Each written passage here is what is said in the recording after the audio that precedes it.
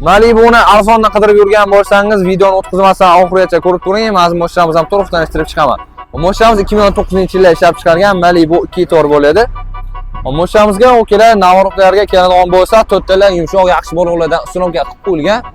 Hop, to'rttalar eshiklari polniy shumka bo'lgan. Hop, minganingizda hech qanaqa tarafturuq qiladigan ovozlari ham yo'q mashinamizda. Tonirovka ruxsatlari ham bor. Hop, obshubkalari ham matvi holatda bo'lib turibdi. Hop, elektronika sidinlari o'kelar eng full pozitsiyasi bo'ladi mashinamiz. 112 ming kilometr yurgan. Torpedalari ham matvi holatda bo'lib turibdi o'kelar. Orqa taraflari ham ko'rib turgandek, mashinamiz idealniy sostoyaniyada bo'lib turibdi. Kraskasi qayda deydigan bo'lsa, shu bitta kirlovsa kraskasi bor.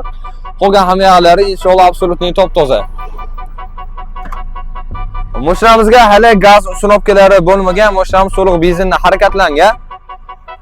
Bu mashinamizni shahar ichida olib mazza qilib haydab yurishingiz uchun 19700 dollar ozmoz barakasiga o'tib beradigan joyi bor. Bizga obuna bo'lib kuzatishda davom etib turing mashinamiz ustilamdan.